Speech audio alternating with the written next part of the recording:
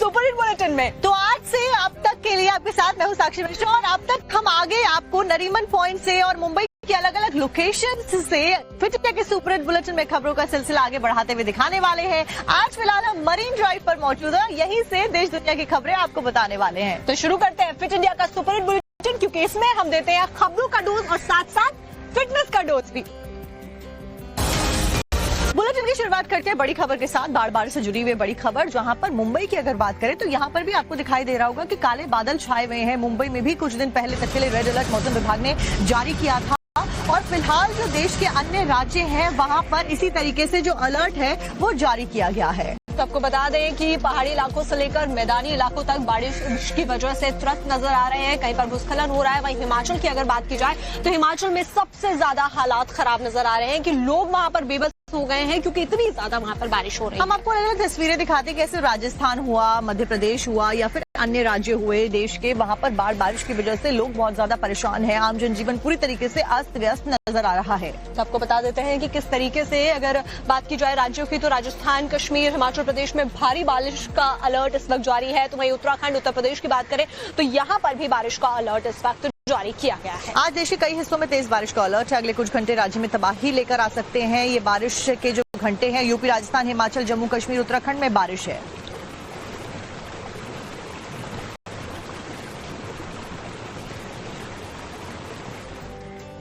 मूसलाधार बारिश की वजह से देश के कई हिस्से परेशान हैं, बेबस नजर आ रहे हैं। लेकिन अगर हिमाचल प्रदेश की बात करें तो वहां की आपको तस्वीरें दिखाते हैं जो आपको बताएंगे कि किस तरीके से कुदरत के आगे सब बेबस नजर आ रहा है। तो हिमाचल प्रदेश हो, यहाँ तक कि जम्मू कश्मीर में बारिश बहुत ज्यादा देखी गई थी। इसके साथ साथ हिमाचल की खास करके बात की जाए, उत्तराखंड में भी बारिश हो रही है। हिमाचल में हर तरफ पानी पानी नजर आ रहा है। हिमाचल के कांगड़ा में बारिश की वजह से बस्तियों में पानी भर गया। ऐसा लग रहा है कि जैसे सड़कों पर सैलाब तैर रहा हो और गाड़ियां तिनके की तरह फ्लोट कर रही हो, बह रही हो। उसकी तस्वीरें आप स्क्रीन पर देख रहे हैं।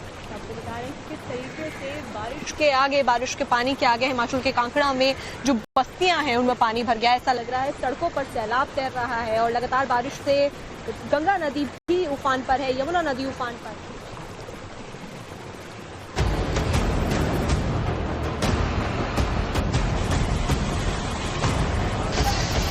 पहाड़ से लेकर मैदान तक आसमानी आफत का कहर जारी है। लगातार हो रही बारिश से देश के कई हिस्सों में हालात बेकाबू हो गए हैं। नदी नाले उफान पर हैं, जिस वजह से ऐसा लगता है कि जैसे सड़कों पर समंदर उतर आया हो। आज भी देश में कई हिस्सों में तेज बारिश का अलर्ट है। उत्तर प्रदेश, उत्तराखंड, राजस्थान, हिमाचल प्रदेश, जम्मू कश्मीर, पंजाब, हरियाणा, मध्य प्रदेश और बिहार में तेज बारिश का अलर्ट जारी है। बारिश की वजह से उत्तराखंड, हिमाचल प्रदेश, जम्मू कश्मीर में भूस्खलन से तबाही मची हुई है। पंजाब और हरियाणा में पिछले कुछ घंटों से लगातार रुक रुक कर बारिश हो रही है और कई जिलों में आज भारी बारिश का अनुमान जताया जा रहा है। पंजाब में आज कई जगहों के लिए ऑरेंज अलर्ट और येलो अलर्ट भी जारी किया गया है। इस साल मानसून ने सबसे ज्यादा तबाही हिमाचल और उत्तराखंड में बरपाई है। हिमाचल और देवभूमि में भी बारिश का अलर्ट जारी किया गया है। हिमाचल प्रदेश में 2 दिनों के लिए ऑरेंज अलर्ट जारी किया गया है, जबकि आज 26 अगस्त को स्कूल बंद करने के आदेश दे दिए गए हैं। तो वहीं मंडी में आज रेड अलर्ट जारी किया गया। इसके साथ ही सभी शैक्षणिक संस्थानों को बंद कर दिया गया है। दिल्ली में आज यानी 26 अगस्त को एक बार फिर से लोगों की मुश्किलें बढ़ने वाली हैं। आज से लेकर 30 अगस्त तक हल्की से मध्यम बारिश जारी रहेगी। दिल्ली में अगस्त पिछले 10 सालों में दूसरी बार सबसे ज्यादा बारिश वाला महीना बन गया है। यूपी वालों की मुश्किलें आज एक बार फिर से बढ़ने वाली हैं। मौसम विभाग के मुताबिक आज मथुरा, आगरा, फिरोजाबाद, बरेली, पीलीभीत, सहारनपुर, बिजनौर, मुजफ्फरनगर, शामली, बागपत, शाहजहांपुर, बहराइच, सिद्धार्थनगर, श्रावस्ती में मूसलाधार बारिश का अलर्ट जारी किया गया है। इस दौरान आकाशीय बिजली और वज्रपात का भी अलर्ट जारी किया गया है। राजस्थान में कई जिलों में मूसलाधार बारिश देखने को मिल रही है। पिछले 24 घंटों में कोटा, बारां, बूंदी, सवाई माधोपुर में कहीं कहीं अत्यंत भारी बारिश दर्ज की गई। मौसम विभाग ने आज के लिए प्रदेश के 4 जिलों में रेड अलर्ट जारी किया है, जिसके तहत बांसवाड़ा, बूंदी, कोटा और बारां में अत्यंत भारी बारिश की संभावना जताई गई है। जम्मू कश्मीर मौसम विभाग ने किश्तवाड़, सिंथन और मार्गनटॉप, जोजिला, पहलगाम और श्री अमरनाथ जी पवित्र गुफा के ऊपरी इलाकों और बांदीपोरा के कुछ ऊंचे इलाकों में हल्की बर्फबारी का अनुमान लगाया है। इसके साथ ही जम्मू कश्मीर में भारी बारिश की संभावना है।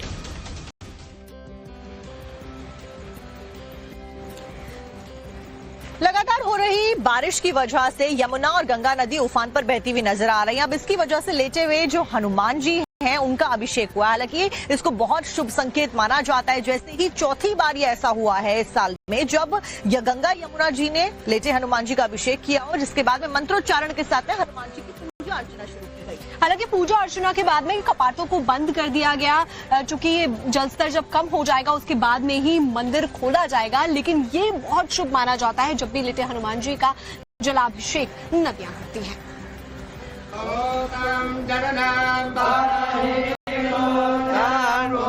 आसमान से बरस रही आफत के बीच संगम नगरी प्रयागराज में फिर से भक्ति का अद्भुत नजारा देखने को मिला, जब गंगा नदी में एक बार फिर से बड़े हनुमान जी को जलाभिषेक कराया गया। लगातार हो रही बारिश से प्रयागराज में गंगा और यमुना नदी फिर से अपने उफान पर है। ऐसे में गंगा और यमुना नदी ने इस साल चौथी बार हनुमान मंदिर तक पहुंचकर लेटे हुए बजरंगबली को स्नान कराया। जैसे ही गंगा नदी का पानी हनुमान जी के मंदिर तक पहुंचा, मंदिर में भक्ति और प्रकृति के अनोखे संगम का शानदार नजारा देखने को मिला। मंदिर के मुख्य पुजारी महंत बलवीर के शिष्य हरिओम गिरी ने पूजा अर्चना कराई। शंख और घंटियों की ध्वनि से पूरा मंदिर परिसर गुंजायमान हो गया।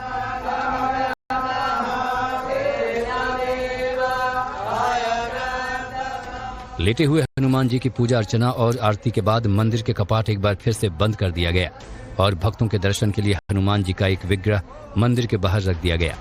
अब जब मंदिर में गंगा का जलस्तर कम हो जाएगा तो एक बार फिर मंदिर के कपाट खोले जाएंगे। इससे पहले 15 जुलाई, 17 जुलाई और 29 जुलाई को गंगा का पानी मंदिर के गर्भगृह तक पहुंचा था, जिसके बाद बजरंगबली का जलाभिषेक हुआ। ऐसी मान्यता है कि हर वर्ष गंगा और यमुना मां बड़े हनुमान जी का जलाभिषेक कराने मंदिर में प्रवेश करती हैं। जिस वर्ष गंगा और यमुना नदियां अभिषेक नहीं कराती हैं, वो साल अच्छा नहीं माना जाता है। इसलिए लोग इस दिन का इंतजार करते हैं कि गंगा के जल से हनुमान जी का जलाभिषेक हो। तो आपको बताते हैं पटना से खबर, जहां पर 2 मासूम बच्चों की हत्या के बाद में जमकर बवाल काटा गया है। अटल पथ पर बवाल की तस्वीरें कुछ सामने आई है, जहां पर लोग हंगामा करते हुए देखे गए। आपको पूरी खबर डिटेल के साथ रिपोर्ट में दिखाते हैं। बिहार की राजधानी पटना में खूब बवाल मचा है। तोड़फोड़, हिंसा, आगजनी के साथ साथ वीआईपी गाड़ियों को भी बख्शा नहीं जा रहा।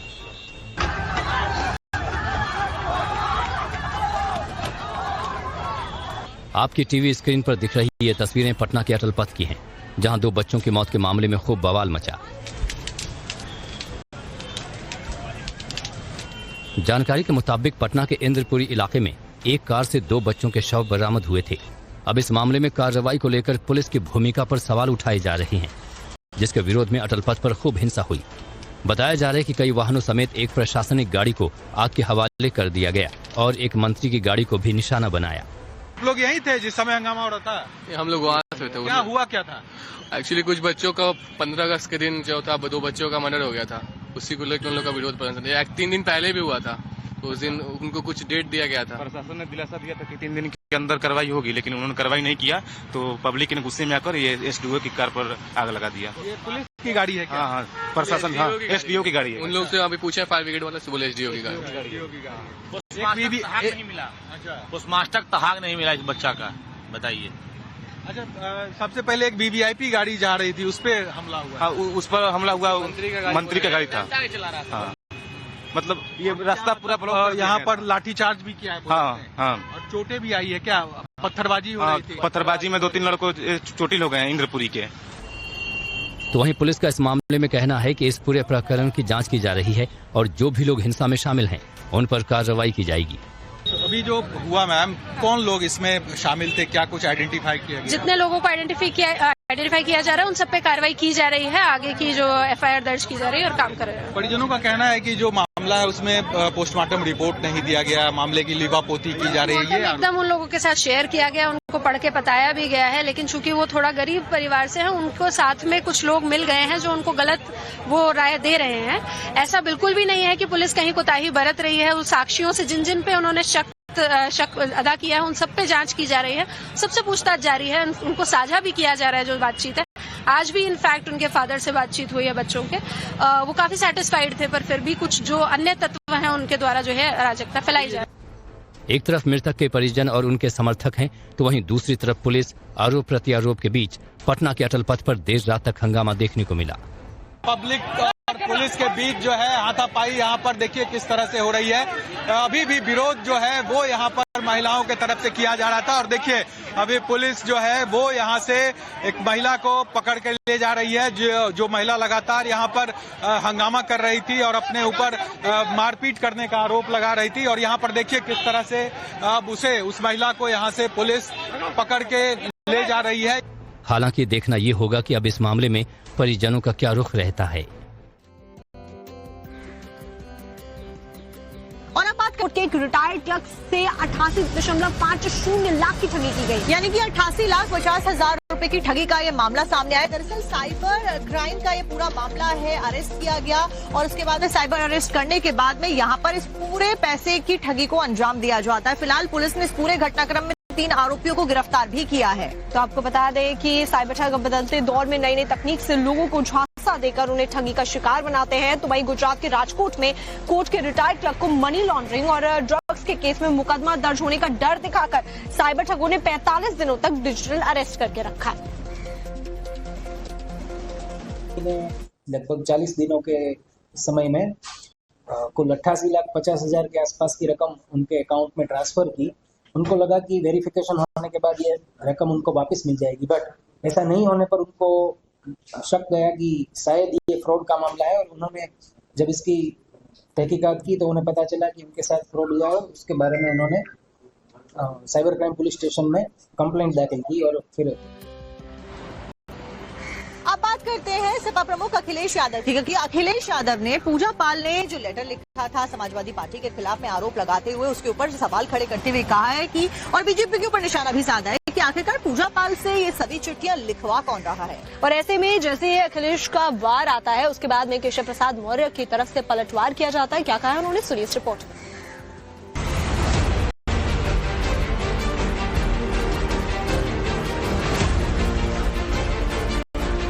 पूजा पाल के समाजवादी पार्टी से निष्कासन के बाद यूपी की सियासत गर्म हो गई है। पूजा पाल चिट्ठी लिखकर समाजवादी पार्टी और अखिलेश यादव पर निशाना साध रही हैं। ऐसे में अब अखिलेश यादव ने पूजा पाल के पत्र पर तंज कसा। उन्होंने कहा कि ये चिट्ठी कौन लिख रहा है। ये चिट्ठी कौन लिखा रहा है? कोई डिप्टी सीएम या कोई बंसल है, कोई सुना है, उनकी तरफ से लिखवाया जा रहा है। अब आप सोचिए, मैंने कल भी कहा फिर मैं कहता हूं कि कोई व्यक्ति मुख्यमंत्री से मिले उसके बाद उसको जान का खतरा हो। मीडिया से बात करते हुए अखिलेश यादव ने बीजेपी पर जमकर हमला बोला। अखिलेश ने पीडीए समाज पर हो रहे अत्याचार को लेकर योगी सरकार को घेरा। भारतीय जनता पार्टी के एजेंडे में नौकरियां नहीं है, भारतीय जनता पार्टी के एजेंडे में आरक्षण नहीं है। भाजपा जाएगी तब नौकरी आएंगी। इस सरकार को हटाओगे तभी न्याय मिलेगा। ये लड़ाई 5000 साल से चल रही है, 5000 साल पुरानी लड़ाई है जो चल रही है, उसमें हम लोगों को मिलकर के कामयाब होना है। अखिलेश यादव के तंज पर यूपी के उप मुख्यमंत्री केशव प्रसाद मौर्य ने भी समाजवादी पार्टी पर हमला बोलते हुए कहा कि अखिलेश का पीडीए फर्जी है। श्री अखिलेश यादव जी का पीडीए फर्जी है। वो मुंगेरी लाल के हसीन सपने जो देख रहे हैं वह सपना उनका चकनाचूर होने वाला है। पीडीए अर्थात पिछड़ा वर्ग और दलित वर्ग, उत्तर प्रदेश की महिलाएं, उत्तर प्रदेश के युवा, उत्तर प्रदेश के किसान, उत्तर प्रदेश के गरीब जानते हैं कि समाजवादी पार्टी आएगी तो लूट लेगी उनको। वो ऐसे डकैतों का, ऐसे अपराधियों का, ऐसे माफियाओं का वो एक गैंग है जो एक दल नहीं, मतलब एक तरह से लोगों को खून चूसने वाले दल के रूप में जाना जाता है। तो उसका कोई भविष्य नहीं है। समाजवादी पार्टी की लुटिया डूबने वाली है। यूपी में 2027 में विधानसभा के चुनाव होने हैं, लेकिन सियासत अभी से गर्म हो गई है। चाहे पीडीए हो या फिर पूजा पाल, समाजवादी पार्टी और बीजेपी में सियासी तकरार बढ़ गई है। फिर इंडिया के सुपर हिट बुलेटिन में खबरों का सिलसिला, इसमें कई लोग गंभीर रूप से घायल हुए हैं। आपको बता दें हादसे के बाद में घायलों को अस्पताल में भर्ती कराया गया है। वहीं पुलिस जांच में जुट गई है। 2 कारों के बीच में जोरदार टक्कर हुई और ये पूरी घटना जो है वो दिल्ली के रोहिणी इलाके की बताई जा रही है, जहां पर ये बड़ा हादसा हुआ है और जोरदार टक्कर 2 कारों के बीच में हुई है। हादसे में लोग घायल हुए। घायलों को अस्पताल में तुरंत चिकित्सा के लिए भर्ती करवाया गया है। तो आपको बता दें कि 2 कारों के बीच में टक्कर होती है और ऐसे में बीच में एक ऑटो बुरी तरीके से चकनाचूर हो जाता है और इसी वजह से कई लोग गंभीर रूप से इस पूरे हादसे में घायल हो जाते हैं, जिसके बाद उन्हें इलाज के लिए अस्पताल में भर्ती कराया गया है।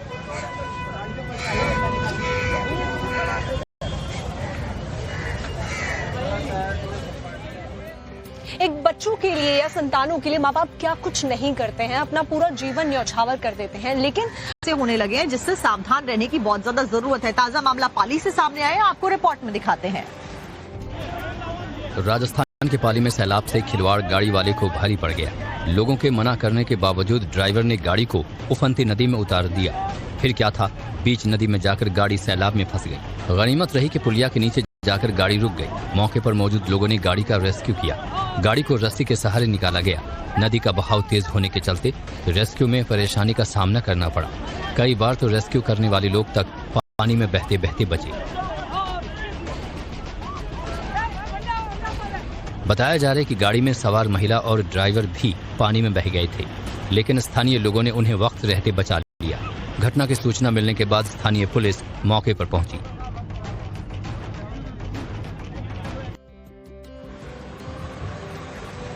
समुद्र बहुत बड़ा होता है, विशाल होता है, और मछुआरे जब यहाँ पर मछली पकड़ने के लिए जाते हैं तो उन्हें बहुत ज्यादा सावधानी बरतने की जरूरत होती है, क्योंकि आ रहे हैं। दरअसल हम बताने की कोशिश कर रहे हैं कि कैसे डैम ओवरफ्लो होने की वजह से जो ओवरफ्लो हुआ पानी है वो गांव की तरफ बढ़ रहा है। ये देखिए, ये स्पिल है फोदारा डैम का। यहाँ से जो बताया जा रहा है 1.5 से 2 फीट ऊपर फोदारा डैम का जो है वो पानी हो चुका है, यानी जो उसका लेवल है उससे 1.5 से 2 फीट ऊपर इस वक्त फोदारा डैम का पानी हो चुका है, जो तेजी से इस के माध्यम से देखिए बहता जा रहा है। और जरा इस बहाव को देखिए, आपको समझ में आ जाएगा कि ये ओवरफ्लो हुआ जो वाटर है, एक्सेस वाटर जो इस वक्त फोदारा डैम जो है वो नहीं रखेगा। दरअसल स्पिल जो होती है वो दीवार होती है, जहां से जब डैम के लेवल जो है जब पानी का ऊपर हो जाता है तो उस दीवार से पानी होकर गुजर जाती है, ताकि डैम को किसी तरह का कोई नुकसान ना हो। और अगर अचानक से जलस्तर बढ़ता है तो ऐसे में सब कुछ तहस नहस करता हुआ पानी जो है वो आगे ना जाए, लोगों की जिंदगी को बर्बाद ना करे, एक बड़े इलाके को क्षतिग्रस्त ना करे। इसीलिए इस तरह से डैम पर स्पिल या गेट जो है वो बनाए जाते हैं। लेकिन यहाँ फोदारा में भी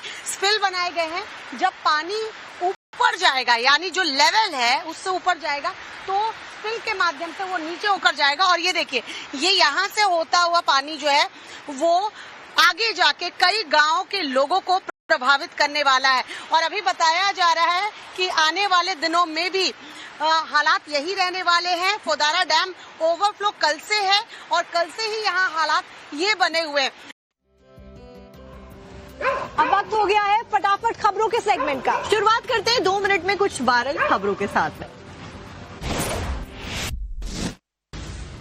हाल के दिनों में खेल के दौरान हार्ट अटैक से मौत की कई खबरें सामने आई हैं।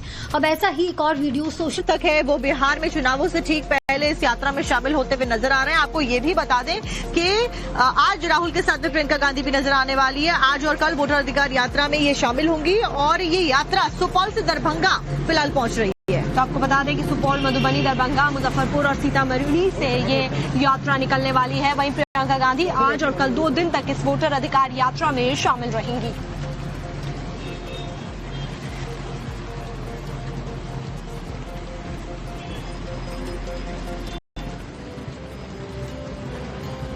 तो आपको बड़ी खबर बता दें कि आज लखनऊ जाएंगे सुदर्शन रेड्डी और वो मुलाकात करने वाले हैं कांग्रेस नेताओं के साथ। आपको बता दें कि सुदर्शन रेड्डी इंडिया गठबंधन के द्वारा उपराष्ट्रपति पद के जो उम्मीदवार है उसके तौर पर उनको रखा गया है, घोषित किया गया है। सबके बीच में सपा प्रमुख अखिलेश यादव के साथ में भी मिलने का खास कार्यक्रम आज सुदर्शन रेड्डी का है। तो आपको बता दें कांग्रेस नेताओं से उनकी मुलाकात आज होने वाली है। तो वहीं लखनऊ में ये पूरा कार्यक्रम आज रहने वाला है।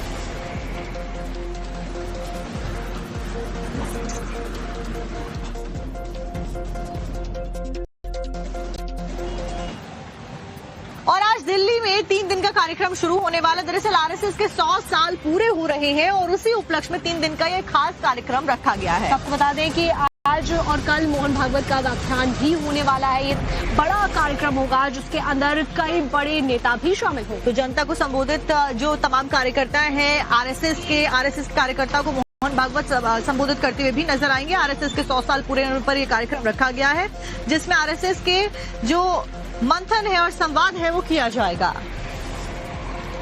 राष्ट्रीय स्वयंसेवक संघ के 100 वर्ष पूरे हो रहे हैं और इस विजयादशमी से लेकर 2026 की विजयादशमी तक लगातार पूरे देश भर में अलग अलग कार्यक्रम किए जाएंगे। संघ की तरफ से शताब्दी वर्ष मनाया जाएगा। लेकिन सबसे प्रमुख बात यह है कि देश के 4 अलग अलग शहरों में, दिल्ली, मुंबई, कोलकाता और बेंगलुरु में बड़े कार्यक्रम किए जाएंगे, संघ प्रमुख के कार्यक्रम किए जाएंगे। उसी कड़ी में पहला जो कार्यक्रम है वो दिल्ली में होने वाला है। मेरे पीछे आप देख सकते हैं विज्ञान भवन का ये प्रवेश द्वार है, जहां पर एक भव्य तरीके से यहां पर तैयारियां शुरू कर दी गई हैं। राष्ट्रीय स्वयंसेवक संघ दिल्ली की 100 वर्ष की संघ यात्रा, और इसका टाइटल दिया गया है नए क्षितिज।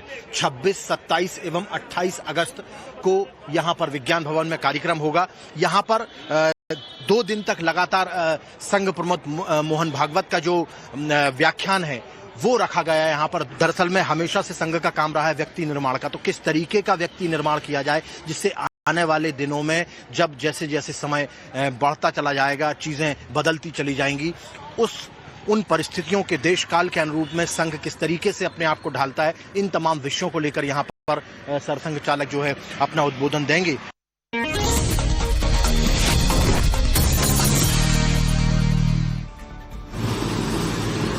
सुपर हिट बुलेटिन में इतना ही। वक्त हो गया है फ्रेश एंड फास्ट का, तो चलिए शुरुआत करते हैं फ्रेश एंड फास्ट की। आपको बता दें फ्रेश एंड फास्ट में कौन सी बड़ी खबरें होने वाली है, जिसके बारे में विस्तार से आपको बताएंगे। आपको दिखाएंगे कि ऐसे शादी टूटने के बाद में हंगामा